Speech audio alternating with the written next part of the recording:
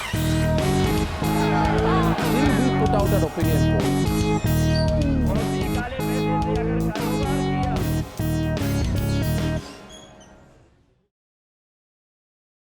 Morning show में आप सबका स्वागत है।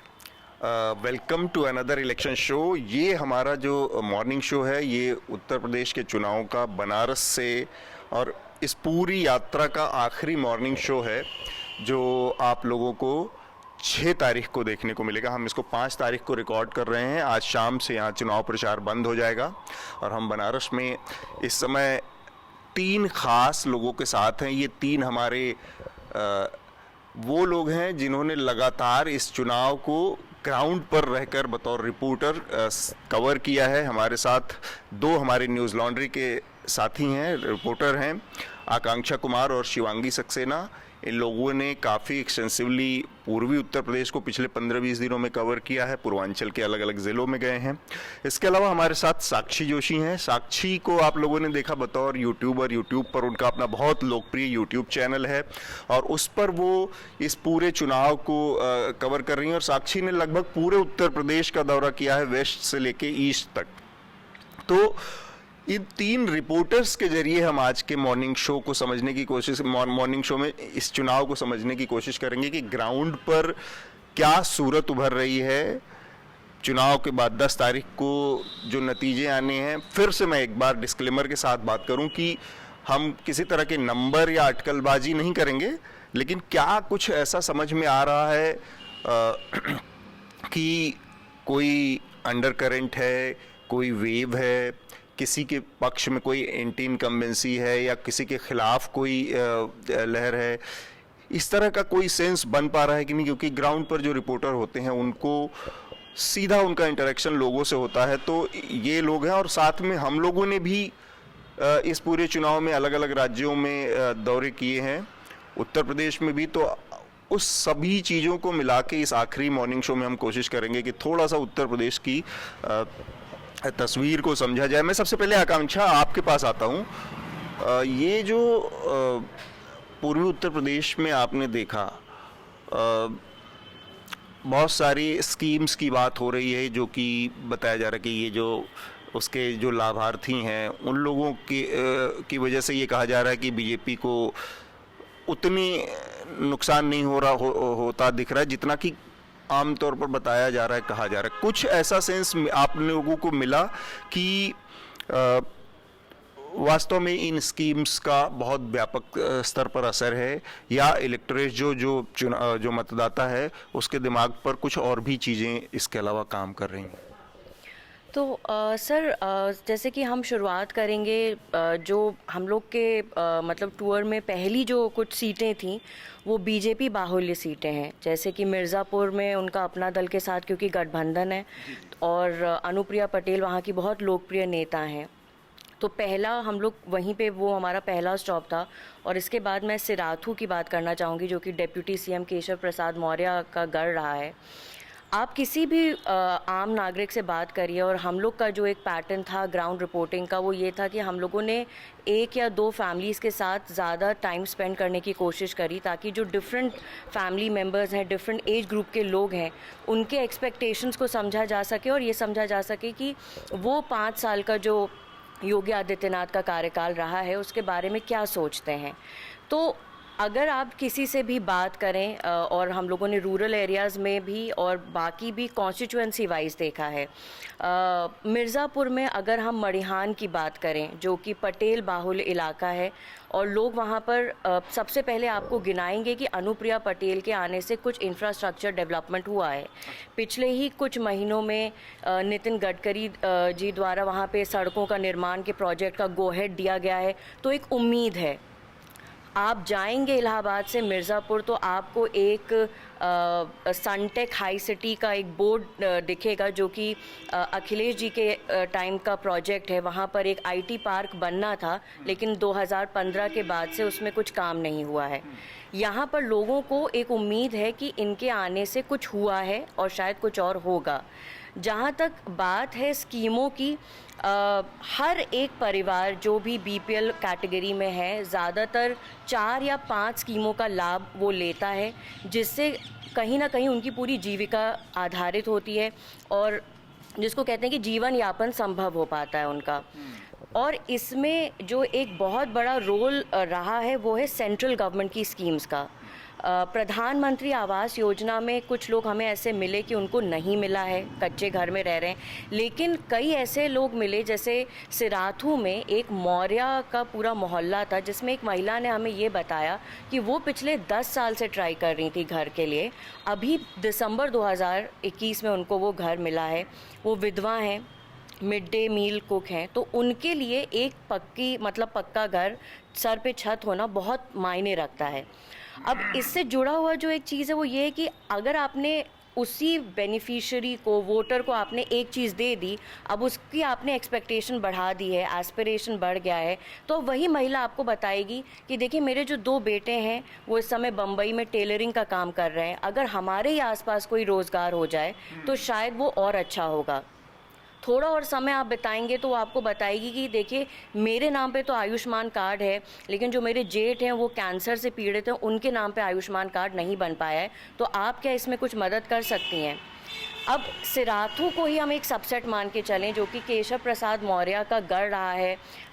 अपना दल कमरिया की जो कैंडिडेट है पल्लवी पटेल, सपा के साइकिल चिन्ह पे वहाँ से लड़ रही हैं।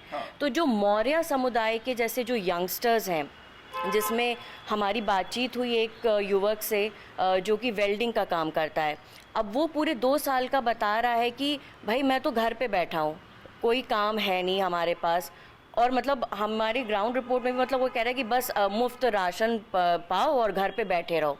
सो there is a sense of anger, there is a sense of frustration. और जो यंगस्टर्स हैं वो कह रहे हैं कि भाई create job opportunities for us, free rations is not enough. ठीक बात। एक तो ये बात हो गई कि स्कीम्स जो हैं उनका असर कुछ उन लोगों पे है, तबके पे जो लोग सीधे जॉब या इस तरह के उससे संकटों से रूबरू नहीं है। यूथ के अंदर अगर देखा जाए तो जैसा आकांक्षा कर रहे हैं, हमने भी यही पाया कि यूथ के अंदर एक वो है, सरकार से एक नाराज़गी है कि जॉब की जो स्थितियां हैं बहुत बुरी हैं इस समय देश में, और उनके लिए जो नौकरी है वो उनकी प्राथमिकता है।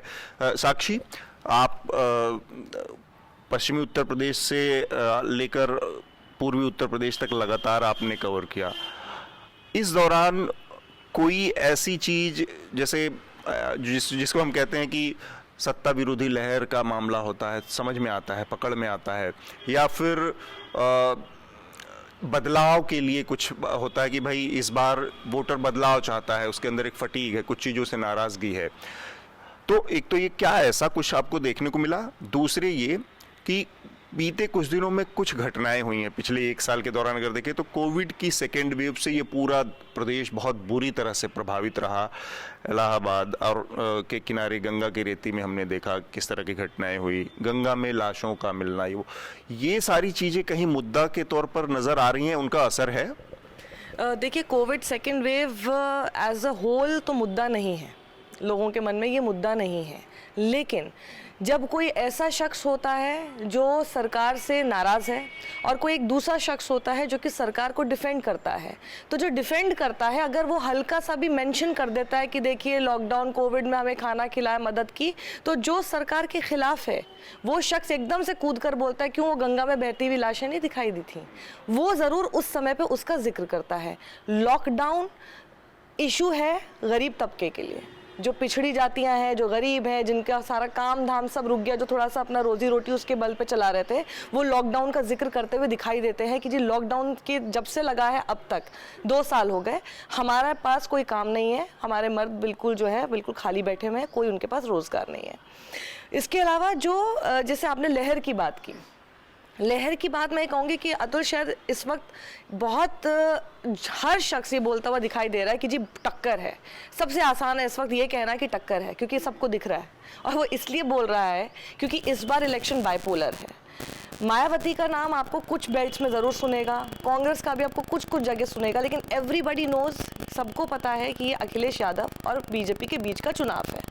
इसमें एक जो सबसे बड़ा ऑब्जर्वेशन मेरा है वो ये है कि जो अखिलेश यादव का वोटर है वो बहुत वोकल है, वो उछल के और बता रहा है, नाराजगी जता रहा है, जबकि जो डिफेंड कर रहा है सरकार को वो दबी आवाज में कर रहा है।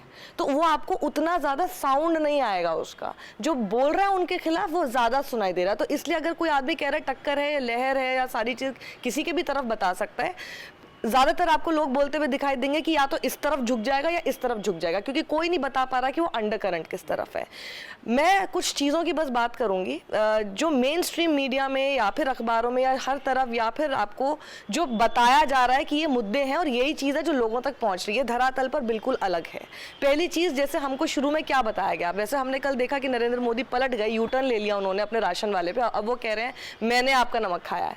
ये नमक वाले ने, जैसे उन्होंने बोला, मैंने इसका कहीं पे भी पॉजिटिव असर नहीं देखा उतना जितना कि हमारे दिमाग में डाला जा रहा था। हम दिल्ली में बैठे होते तो शायद हम भी ये मान लेते, लेकिन क्या हुआ, मैं नमक वाली कैटेगरी जो है ना, राशन वाली कैटेगरी को 5 कैटेगरी में बांटूंगी अतुल।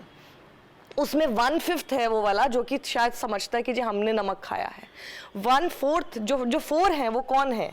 एक तो वो आदमी है जिसके पास आ ही नहीं रहा राशन, जिस भी वजह से उसका राशन कार्ड नहीं बना, कभी उसका क्या नहीं हुआ, उसके पास राशन आ नहीं रहा है। एक तो वो कैटेगरी है, वो तो वैसे ही नाराज है, उसके पास कोई राशन नहीं है। दूसरी कैटेगरी वो है जिसके पास राशन कार्ड था, राशन आ रहा था, 1 साल पहले तक आ रहा था या कुछ महीने पहले तक आ रहा था, अचानक से नाम कट गया। क्यों कट गया? ये नाम कटने को लेकर मुझे बहुत लोगों ने शिकायत की है।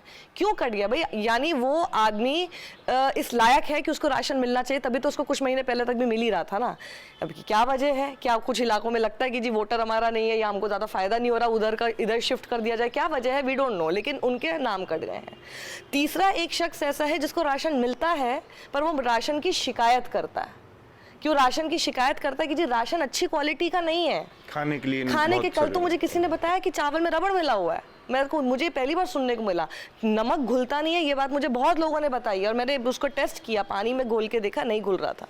लेकिन कल मुझे किसी ने बताया चावल में रबड़ है, आप जैसे उसको पानी में डाल दीजिए रबड़ ऊपर आ जाता है, तो हम लोग तो फेंक देते हैं। वो कहते हैं खाने के लिए दे रहे तो अच्छा तो दीजिए।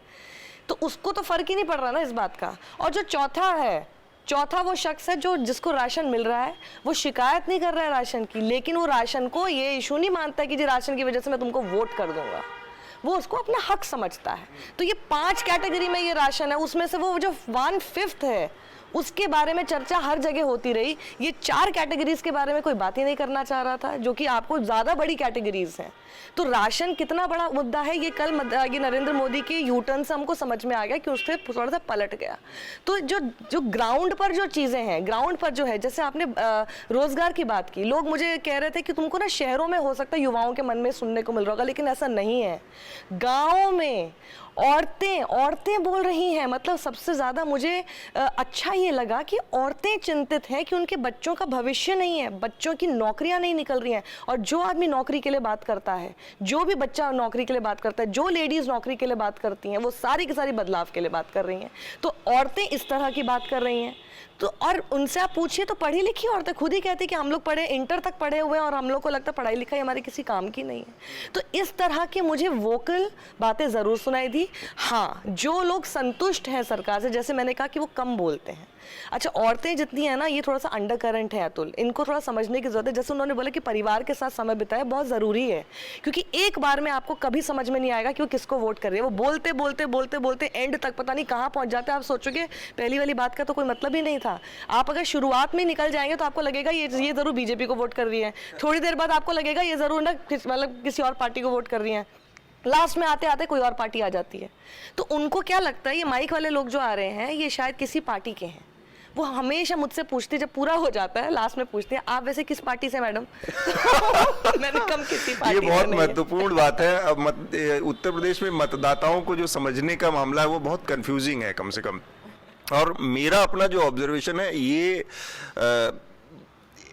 यही है सबसे मूल बात कि गोवा में जिस तरह से हमने देखा, गोवा में हमें एक समझ में आ रहा था कि लोगों के अंदर जो मौजूदा बीजेपी की सरकार थी उसके खिलाफ नाराजगी साफ दिख रही थी। उनको कांग्रेस को लाना है नहीं लाना है ये बात मैं नहीं कहूंगा साफ थी, लेकिन बीजेपी को हटाना है ये बात एकदम साफ थी। विकल्प के तौर पर वो किसको चुनेंगे नहीं चुनेंगे वो 10 तारीख को।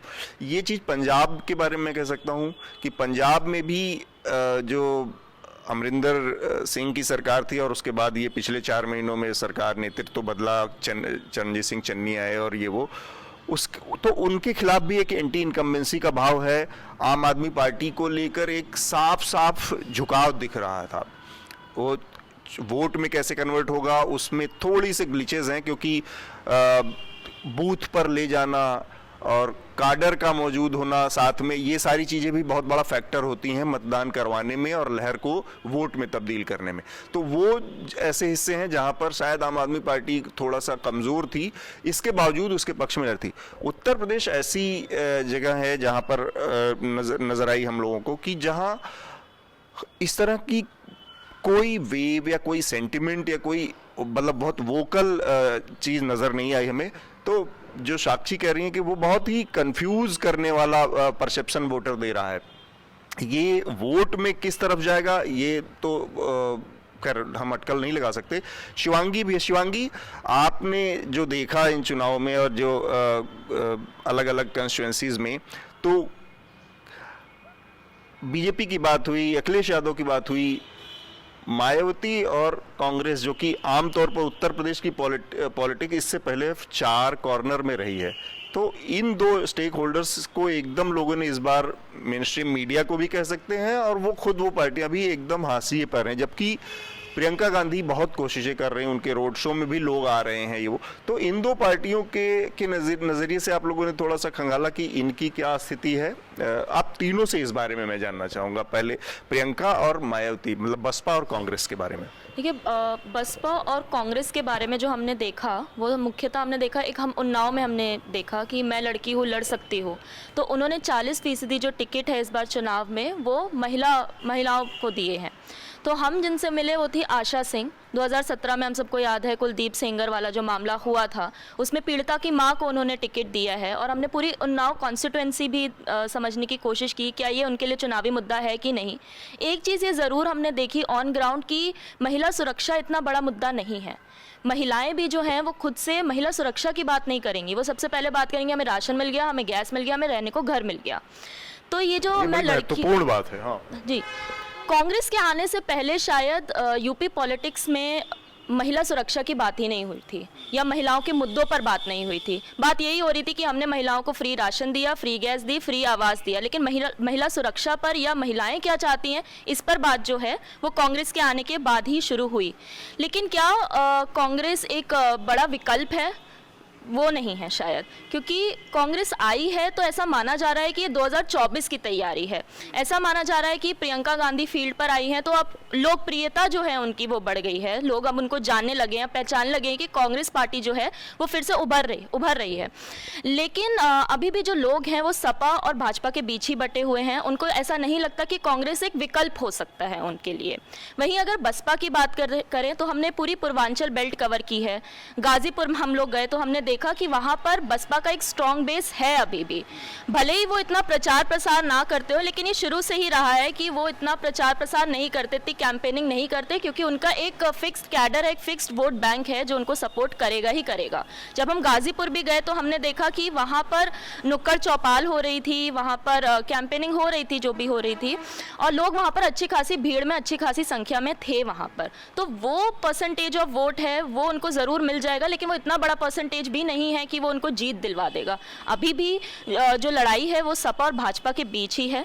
लेकिन ये भी बहुत महत्वपूर्ण है, जब हम फील्ड पर जाते हैं 1 या 2% शिफ्ट काफ़ी नहीं है। अगर सपा को भी जीतना है तो उसको बीजेपी का 15% वोट स्विंग जो है वो सपा में आना बहुत ज़रूरी है। ठीक बात है, ये बड़ी दिलचस्प बात कही शिवांगी ने कि एक बड़ा वोट शेयर चेंज करना है, माइंडसेट को चेंज करना है सपा को अगर जीतना है।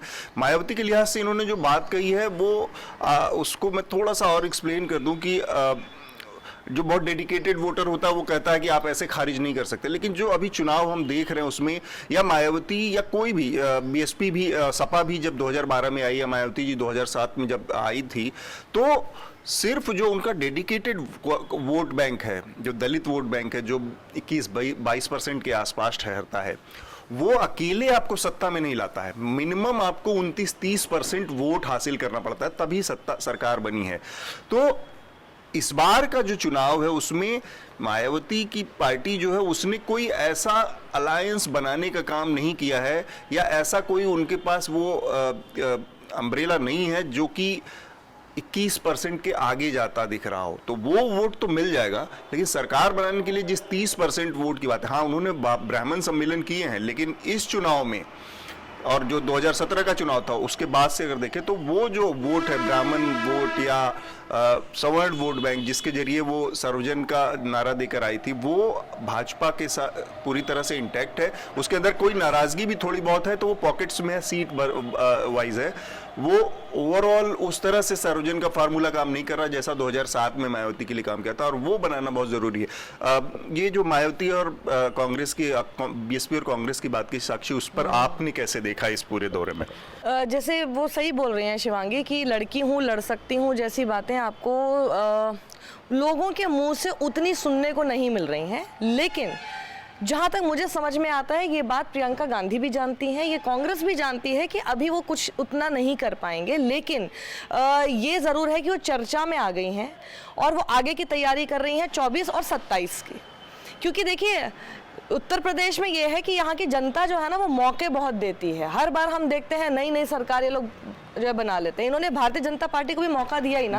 अब हम जैसे बहुत बड़ा मौका दिया, और जैसे हम बात कर रहे हैं कि बीजेपी का वोट शेयर इधर करना होगा उधर, उत्तर प्रदेश में किसी का भी वोट शेयर कहीं भी जा सकता है, क्योंकि बीजेपी का भी ये अपना वोट शेयर नहीं था, ये पहली बार आ गया। ये बहुत सही बात करी। अगर हम केवल 2017 से पहले देखें तो बीजेपी की 2007 में 48 सीटें और 52 सीटें आई हैं 12 में, तो इससे ज्यादा मतलब वो वोट कहीं भी जा सकता है। किसका जा रहा है? वो या तो वो समाजवादी का जा रहा है, वो जो भी कांग्रेस इतने सालों में लूज कर चुकी है, 91 से लेकर अब तक 315 ऐसी सीटें जिस पे कांग्रेस को आज तक दोबारा वोट ही नहीं पड़ा है, ठीक है। और वो बीएसपी का वोट है, सबका वोट इधर आया ना।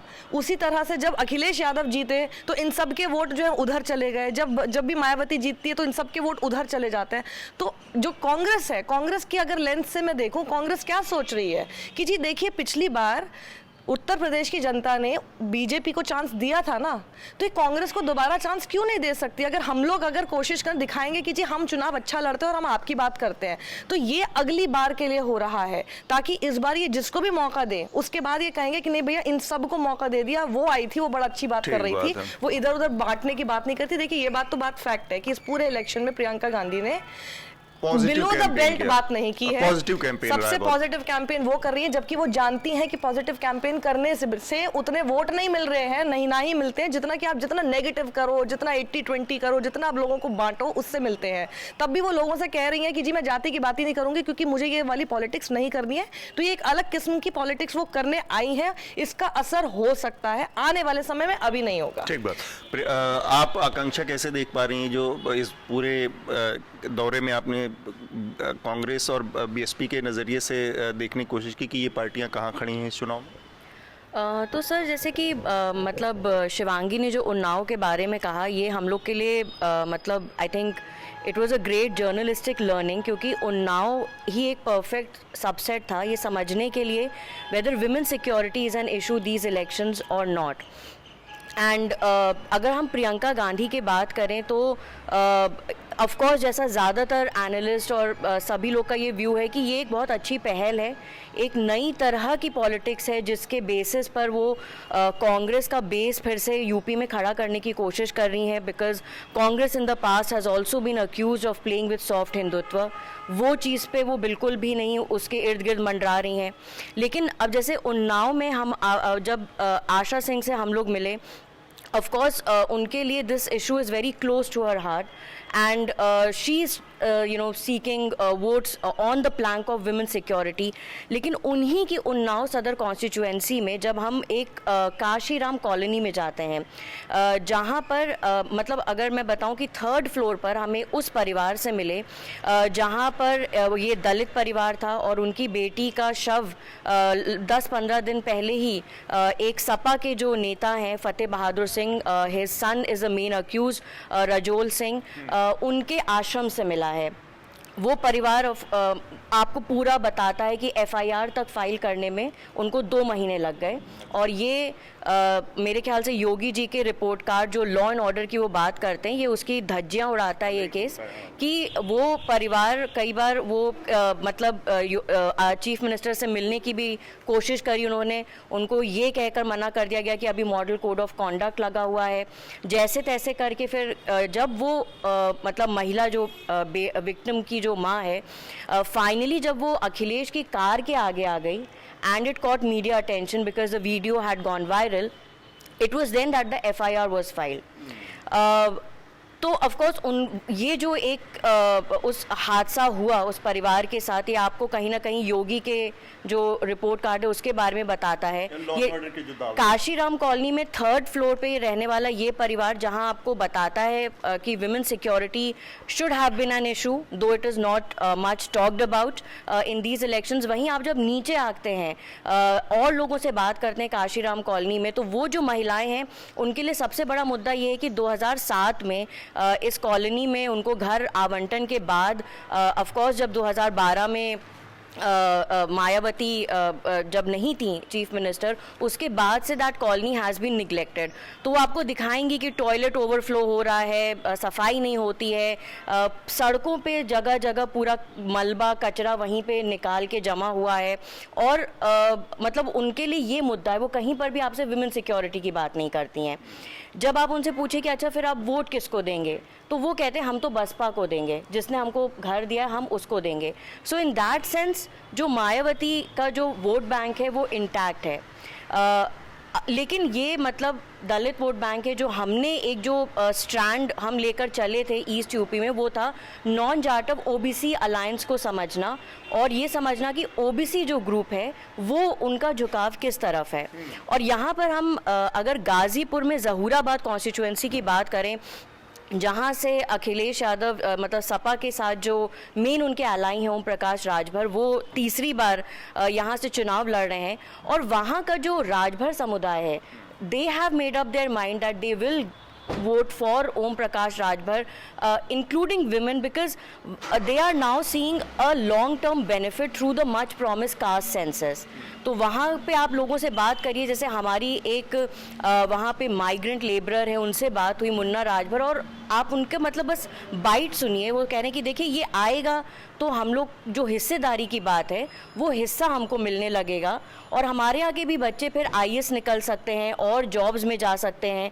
सो and interestingly in this particular at least village in Gazipur, we also came to know that ideologically Yadavs and Rajbhars, they have been on other side of the spectrum, but ahead of elections they are sort of voting, they are voting for the alliance.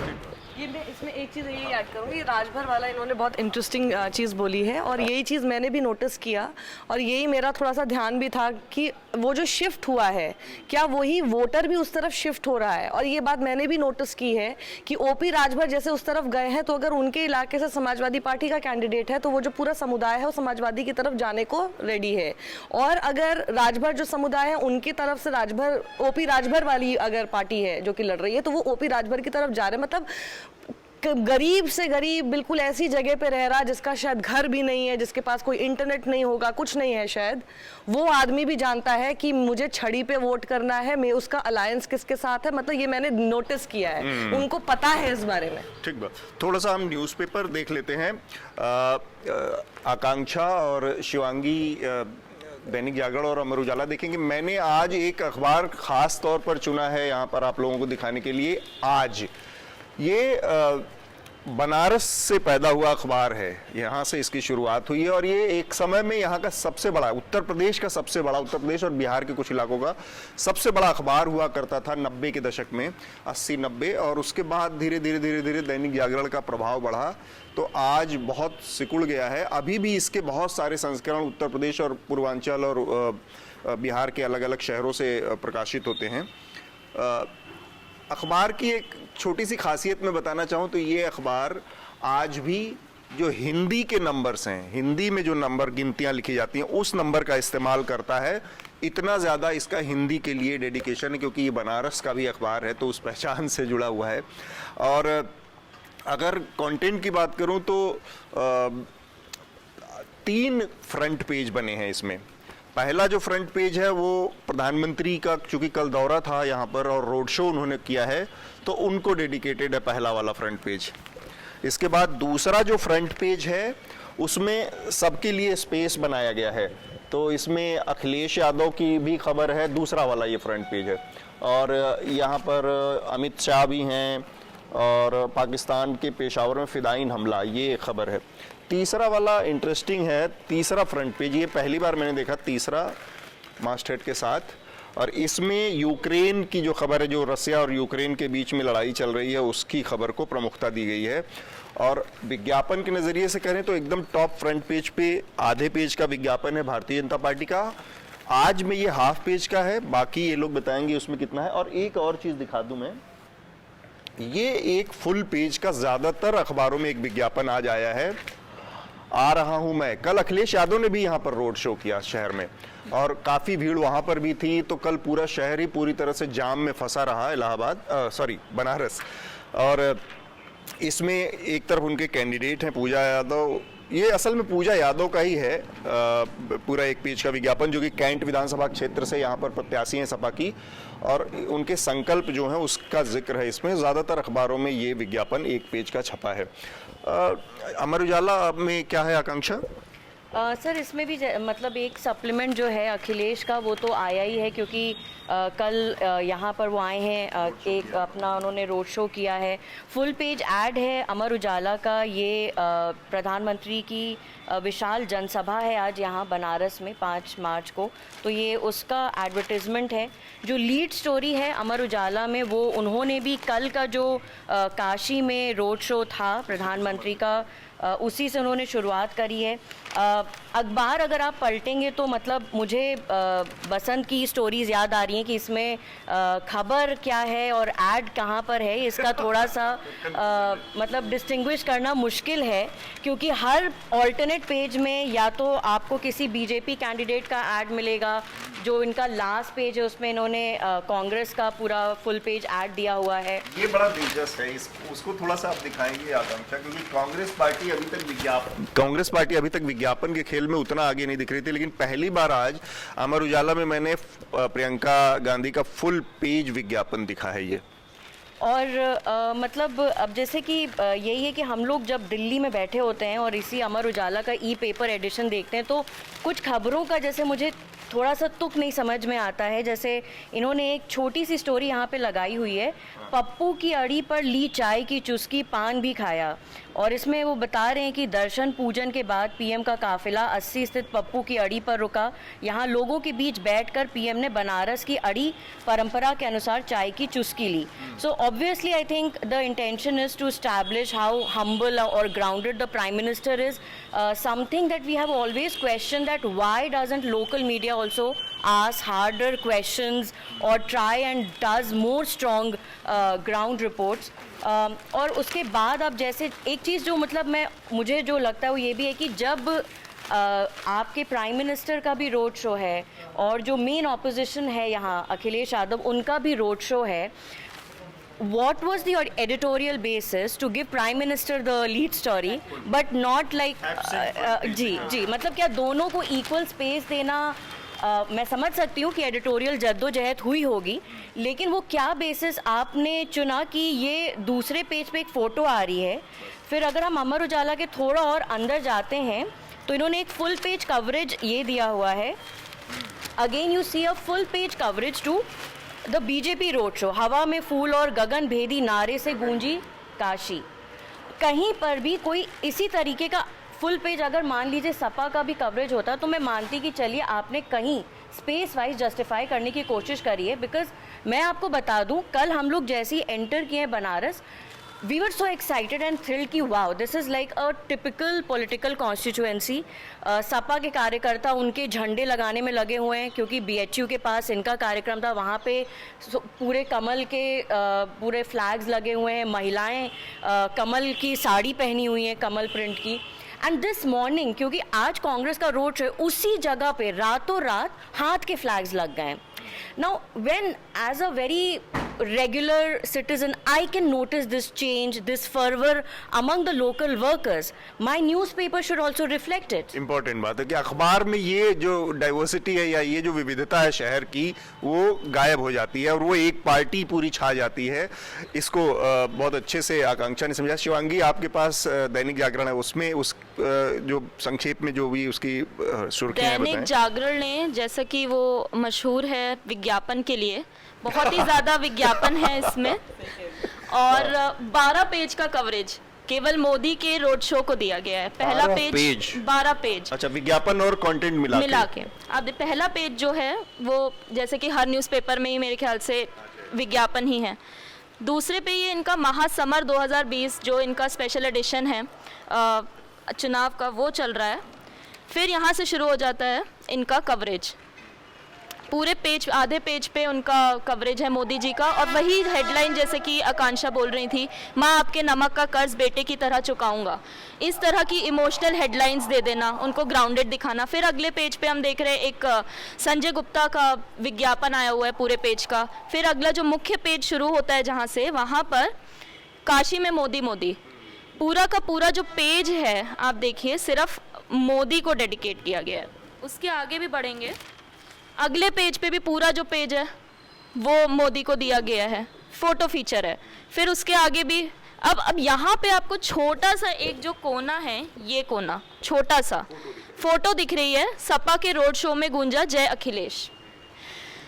उसके अगले page पे आपको आधे page का, यहाँ पर भी आप देखिए सिर्फ आधे पेज का जो कवरेज है वो अखिलेश यादव को दिया गया है, बाकी फिर जो है वो इनका मोदी जी का ही चल रहा है। फिर अगले पेज पे भी आप देख रहे हैं यहाँ पे किसी यूनिवर्सिटी का एडवर्टाइजमेंट है, श्री नरेंद्र मोदी का उन्होंने स्वागत करते हुए ये एडवर्टाइजमेंट दिया हुआ है। मजे की बात ये है कि जो आकांक्षा ने एक तरह से पूरा रख दिया है सामने कि विज्ञापन के मामले में मीलों आगे है बाकी पार्टियों से, और मेन स्ट्रीम मीडिया में जब विज्ञापन किया जाता है तो उसका लोगों के ऊपर दूसरी तरह से असर पड़ता है।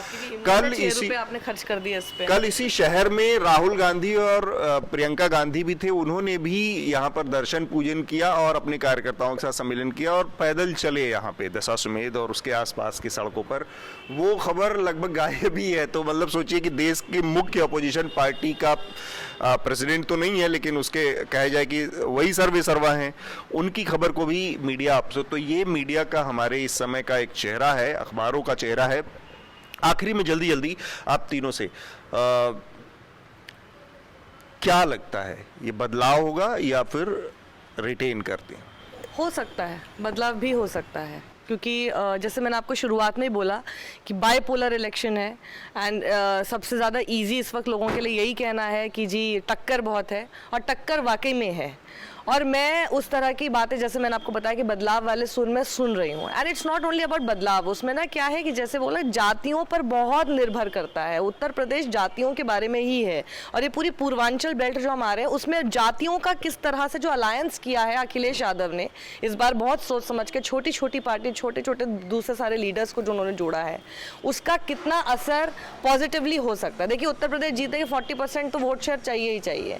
अखिलेश यादव के लिए उनको अगर 38% तक भी वो आते हैं तो उनके लिए थोड़ा सा आसान हो सकता है। वो वही पुशअप है जो उनको ज़रूरत है, और मेरे हिसाब से बदलाव भी हो सकता है, बदलाव नहीं भी हो सकता है, दोनों में से कुछ भी हो सकता है। इतनी बड़ी टक्कर ये है कि मतलब बता पाना इस वक्त मुश्किल है। आकांक्षा, बीजेपी के लिए देखिए वैसा तो नहीं रहेगा जैसा 2017 में रहा है। इनको कहीं ना कहीं मुश्किलें तो ज़रूर आएंगी, क्योंकि बहुत स्ट्रॉन्ग एंटी इनकम्बेंसी सेंटिमेंट मुझे नहीं समझ में आया जितना हम लोगों ने ट्रैवल किया है। और उसके हिसाब से मुझे ऐसा लगता है कि जोड़ तोड़ साम दाम दंड भेंट करके किसी न किसी तरीके से, भले ही हम उनको कितना भी क्रिटिसाइज़ करें, स्पेशली जो जिस तरीके के ये कानून ये सरकार लेकर आई है माइनॉरिटीज़ को लेकर, जो एक बहुत अलग मतलब अजीब तरीके का इन्होंने एक जो परसेप्शन दिया है, एंटी कन्वर्जन लॉ हो, चाहे वो गौकशी को लेकर इनका ऑर्डिनेंस हो, जिसको लेकर लगातार हम इनको क्रिटिसाइज़ करते रहे हैं, लेकिन फिर भी मुझे ऐसा लगता है कि जोड़ तोड़ करके कुछ भी कर ये कोशिश करेंगे और संभावना है कि चेंज शायद ना हो। शिवांगी जी सर, 2017 में जो मोदी लहर की वजह से ये जीत गए थे, जितनी सीटें आई थी, अब की बार शायद उतनी सीटें नहीं आएंगी, लेकिन मैं आकांक्षा से सहमत हूँ कि अभी भी बीजेपी के प्रति लोगों का झुकाव है। हाँ, सीटें कम होंगी, लेकिन जोड़ तोड़कर बीजेपी सत्ता में लौट सकती है, क्योंकि ये सेमीफाइनल भी माना जा रहा है 2024 का एक तरह से, तो इसलिए बीजेपी अपनी पूरी कोशिश करेगी। तो ये एक इस चुनाव की जो बॉटम लाइन अगर मैं मेरे हिसाब से कहूँ तो मोदी की जो ब्रांड की जो करेंसी थी वो अभी भी बाकी है बहुत बड़े हिस्से में, जो कि 7-8 साल बाद वो बड़ी बात है। दूसरा ये कि कोई बहुत मजबूत एंटी इनकम्बेंसी नहीं है, जैसा कि आकांक्षा ने भी बताया, वो विजिबल नहीं है यहाँ पर।